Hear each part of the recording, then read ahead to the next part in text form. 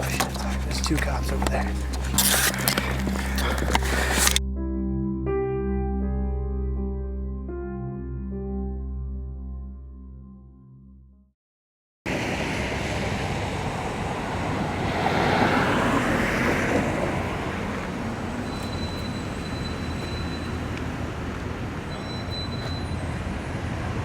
This is what it is. Old Queens Gate. You can't walk through it after your freshman year because the tradition states that if you were to walk back through the gate after entering into Old Queens, that you wouldn't graduate on time. I actually go around the gate still.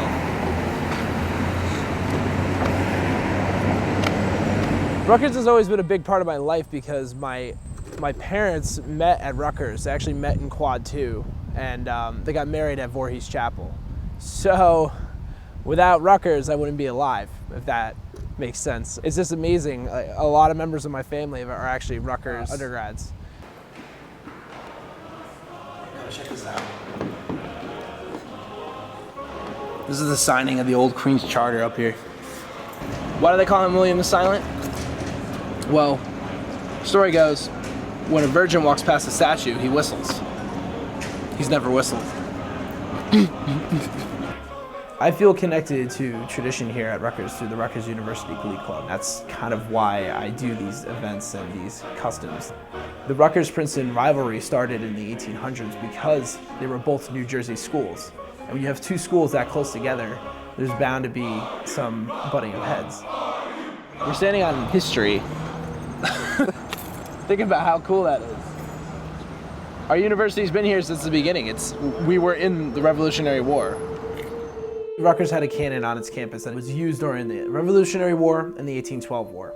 They got this cannon from Princeton's armory. Princeton felt that the cannon was rightfully theirs, but Rutgers used the cannon and it was on their soil as a historical landmark. But then Princeton took it back because they felt that it was theirs. Princeton keeps it on their campus until the Rutgers-Princeton football game, heckling Rutgers saying, hey, we have your cannon, but then Rutgers beats Princeton in the first football game ever. In 1875, these 9 students went down at 12 a.m. to go take the cannon from Princeton. They go down in a horse and buggy and they begin to dig the cannon out. So this horse and buggy takes 7 hours to get back to New Brunswick. Rutgers brought this cannon, put it on Old Queens campus. This rivalry exploded at this point because the next morning, Rutgers students saw the cannon on their campus or in jubilation.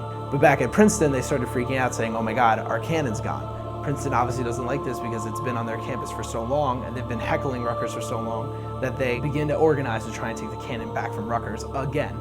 So once the presidents get wind of this fight beginning to happen between students, from then on, Princeton cemented it into the ground and kept it on Princeton soil till this very day. Well, this is exciting. And there's like this public safety guy who's parked right across the street. Now he's driving. Go ahead, film. It's public safety. Let's see if he comes up to us. Oh my God. He's turning this way. We're outside of Alexander Library. I'm gonna get 2 history books about the cannon.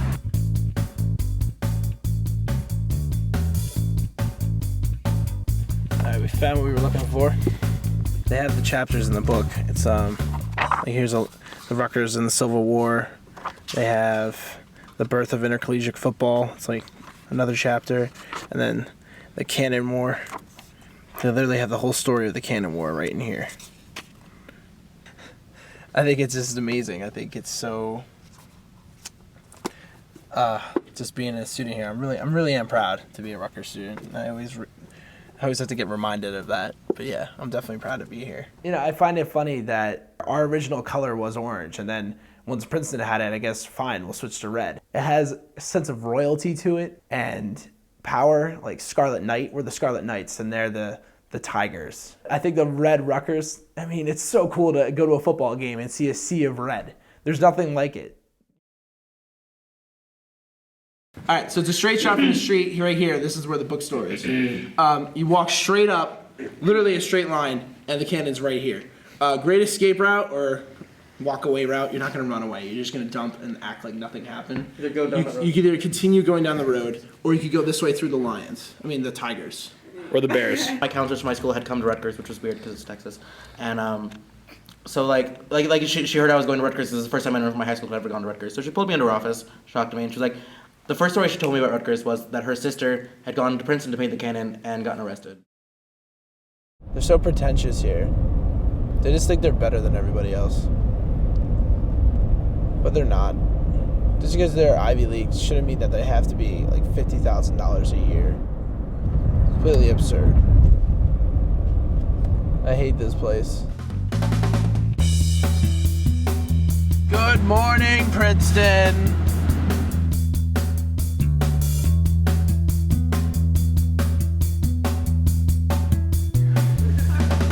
You know, Greek temple, go to class.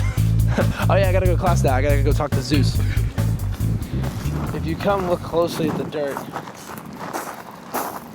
there's Rutgers scarlet colored stones near the base of the cannon. Princeton put out the bigger of the two cannons that they own right here in the middle of this quad.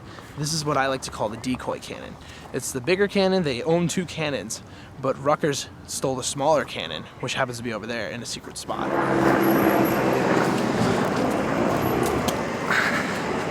So, not to be anticlimactic or anything, but here's our cannon. It's in such an ugly location. I mean, it tarnishes its history practically. You know, the other bigger cannon is in the sunlight with a nice little decal on it. Well, this one is kind of in the mud of this grassy area and just behind a van. It's just, why do they even have it? Why do they even keep it here? Why couldn't Rutgers just have it? You know, they're not even treating this with any respect. I'm really pumped up to go do this right now. And we're continuing the tradition 137 years later. 137 years later. Get it.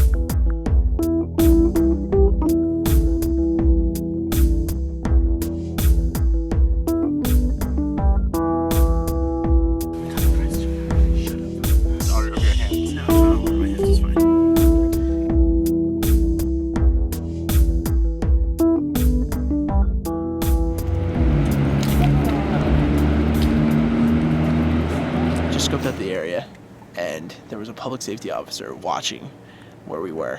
We watched him get in his car and drive away. So right now, there's no one watching the cannon. I think this is our best shot.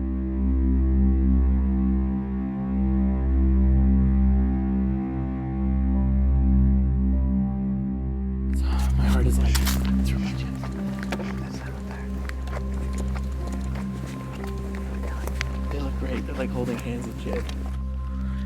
Yeah, I think I know where we're going now. Straight and to the right. Okay, so it's right up there. Are they over?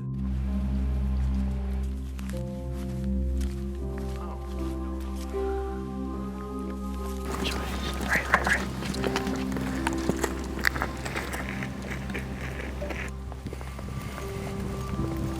It's so dark. Dude, this is unbelievable. I can't believe we're actually doing this. Oh shit, there's two cops over there. My heart is pumping through my ears. Yeah, look at it. Wow, it's beautiful. It's beautiful. It's one of the most beautiful sights I've seen. That's why I think of Princeton.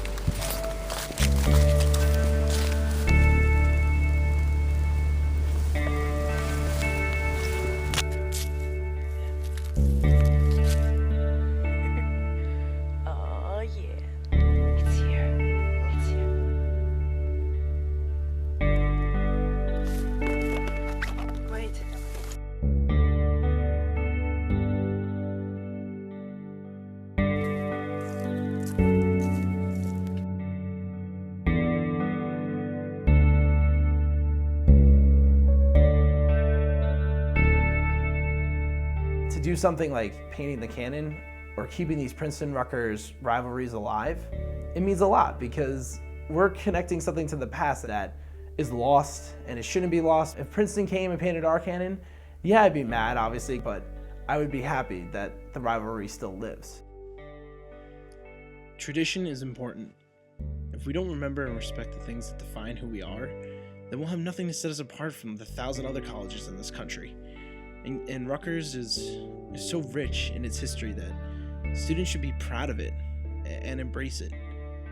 You know, as the alma mater says, my heart clings closer than the ivy, and I know that I'll always look back and enjoy my time on the banks of the old Raritan. My father sent me to old Rutgers and resolved that I should be a man. And so I settled down in that noisy college town on the banks of the old Raritan. On the banks of the old Raritan, where old Rutgers evermore shall stand. For has she not stood since the time of the flood on the banks of the old Raritan?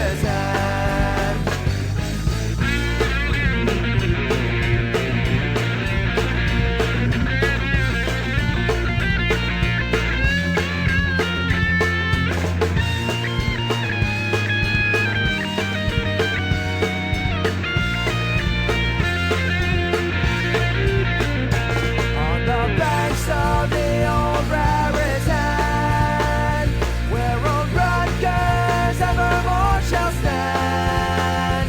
For has she not stood since the time of the flood on the banks of the old Raritan?